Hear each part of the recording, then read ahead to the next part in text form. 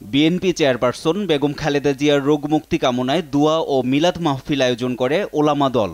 এতে অংশ নিয়ে দলের সিনিয়র যুগ্ম মহাসচিব রুহুল কবির রিজভী বলেন, আদালতের হস্তক্ষেপে আদালতের রায়ের কারণেই মাঠে নামতে বাধ্য হয়েছে শিক্ষার্থীরা।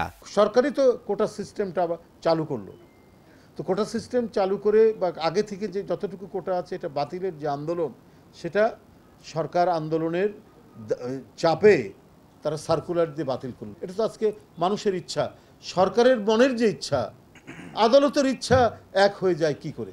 এদিকে গুলশান কার্যালয়ে এক ব্রিফিংয়ে শিক্ষার্থীদের আন্দোলনের নৈতিক সমর্থন জানান বিএনপি মহাসচিব। বলেন, কোটা যৌক্তিক করার পাশাপাশি পেনশন স্কিম বাতিল করতে হবে। দেশের যে মূল সমস্যাটা সেটাকে ডাইভার্ট করার জন্য এই ধরনের আন্দোলনকে তৈরি করা হচ্ছে, এটা আমরা একদিক থেকে দেখি। তো ছেলেদের যে দাবি, এটা আমরা বলেছি আমরা সমর্থন করি, এটা অত্যন্ত যৌক্তিক দাবি। অবিলম্বে বেগম খালেদা জিয়ার মুক্তি ও সুচিকিৎসার দাবিও করেন তিনি। এখন এটা একটা জাতীয় দাবিতে পরিণত হয়েছে যে দেশনেত্রী বেগম খালেদা জিয়াকে মুক্তি দিতে হবে, নিঃশর্ত মুক্তি। তার প্রতি যে অন্যায় করা হচ্ছে, চরম অন্যায় এবং একটা উদ্দেশ্য প্রণোদিতভাবে রাজনৈতিক প্রতিহিংসার কারণে তাকে এইভাবে আটকে রেখে তাকে মৃত্যুর দিকে ঠেলে দেওয়া হচ্ছে।